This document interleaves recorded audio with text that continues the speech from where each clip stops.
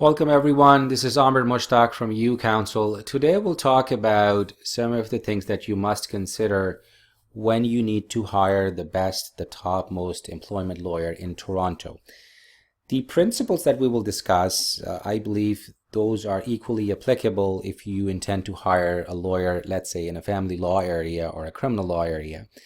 But our examples in this lecture are all focused on employment law. Before we begin, we have the usual disclaimer that this course is not legal advice. So if you have any specific questions, please contact your own lawyer or your paralegal. Let's start by asking this question: what is the function of the lawyer? What does a lawyer do for his or her client? And we respond to this question as follows. A lawyer helps clients achieve his or her goals in the shortest amount of time by spending the least amount of client's money. Now, this principle seems to be rather straightforward, but from our experience, and you will notice from experience of others, is that oftentimes parties lose sight of this basic principle when they're engaged in legal process, and it happens all the time when parties are spending unnecessary time in legal process and it's not helping them out. So let's unpack both of these terms one by one. Let's talk about the shortest amount of time. We know that time equals money. Time is valuable.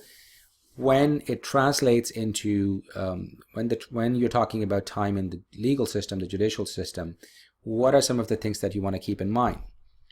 You want to get in, you want to get what you want out of the legal system, and you want to get out. So essentially, you do not linger in the judicial system. I can assure you that the longer a party stays in the judicial process, the more it loses. And this will apply to every single case. I have seen it happening to every single case, and I can assure you that if you do research on this issue, you will find the same answer.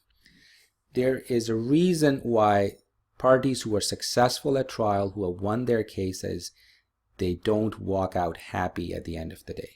It's because they end up losing a lot more by spending unnecessary time in the judicial system. You will hear arguments against this principle. One example I can give you is, let's say you are a company and an employee or a former employee sues your company.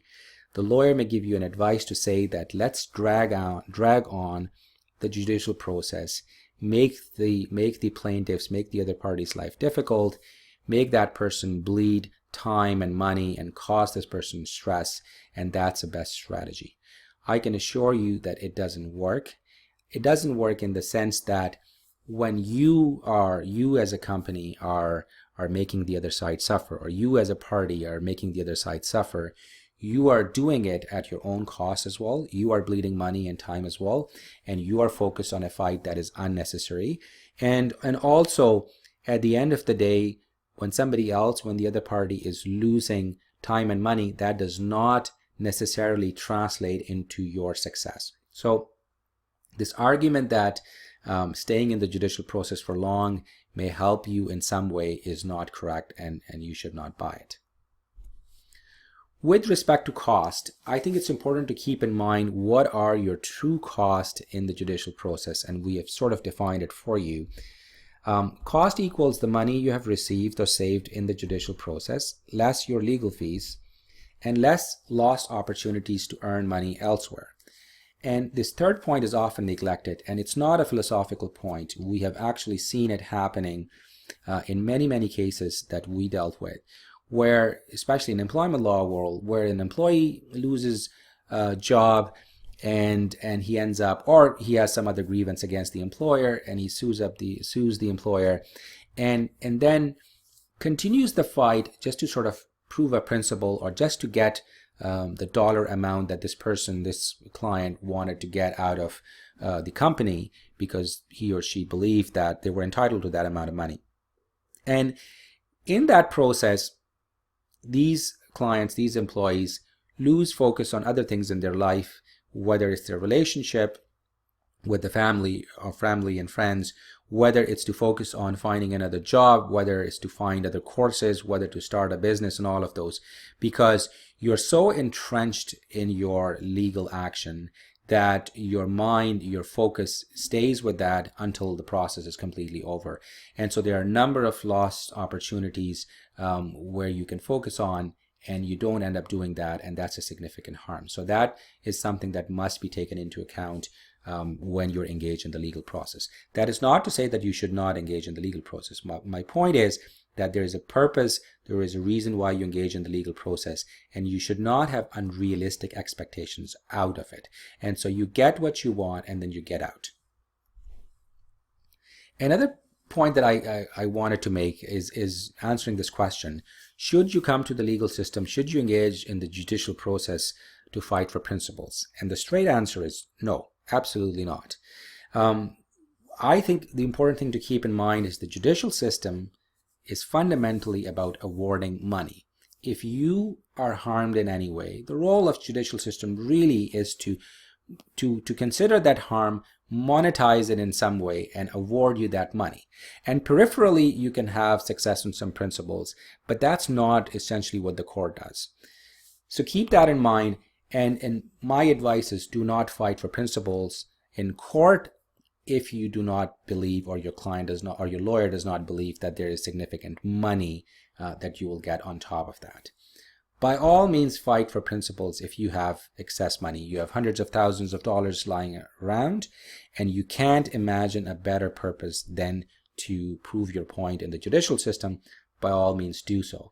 But for ordinary people, for everyday people who are involved in the day-to-day, grunt work of life, who have bills to pay, who have financial obligations, just the fight for principles is not a good way to spend your money and time. And if you really want to be a person who want to fight for principles, I think you should become an activist. There are other avenues, but coming into judicial system is not a recommended course of action. So we talked about some of the things that the goals that are practical from a judicial system and how you accomplish those. And it was an important discussion, because once you are clear about your own objectives, what is it that you want out of judicial system, you will be in a better position to hire the lawyer that meets your objectives or helps you get to your objectives. And so now we're turning our focus on hiring the lawyer.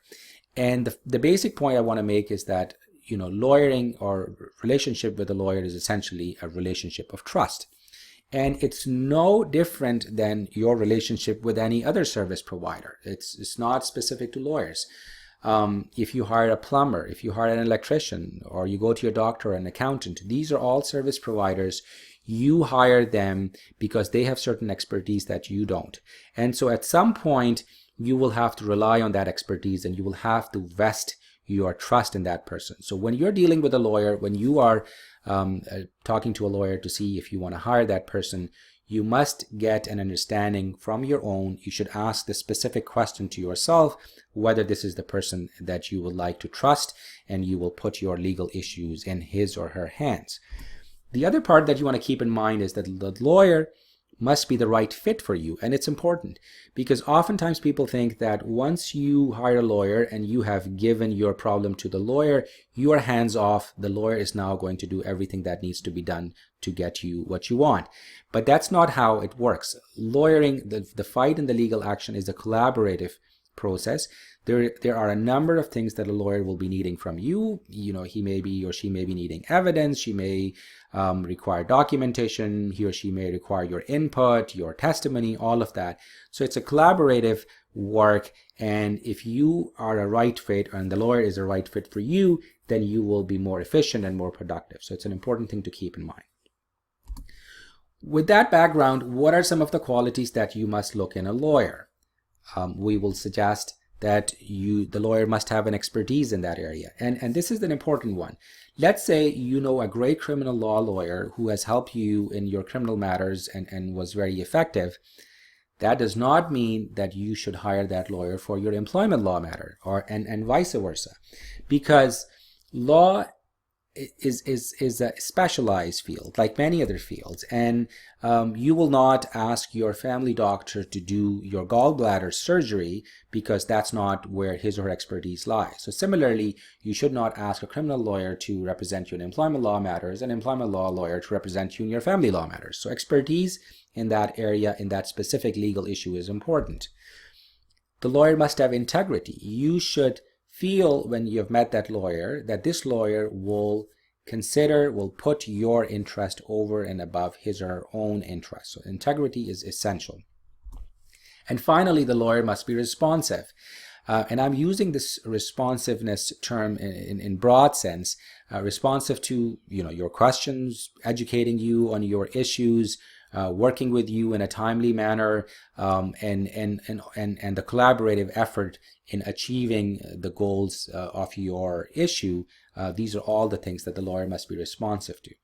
So all of these qualities you must keep in mind when you're engaging a lawyer. I want to leave you as conclusion with a quote that I recalled from my Navy days. This quote was inscribed on the bridge of a ship that I used to work, and it read as follows: "A superior sailor is one who uses his superior judgment to keep out of situations requiring the use of his superior skills." This applies to law as well, and to a lawyer. So your best lawyer is the one who has the superior judgment and who uses that superior judgment to get you the results that you need, whether you need to go to trial or whether you need to settle. That's what you're looking for. Hopefully, we provided you some insight about how to select a good lawyer, and we look forward to your comments on the channel, or send us an email or contact us. Our contact information is provided here. Thank you for watching.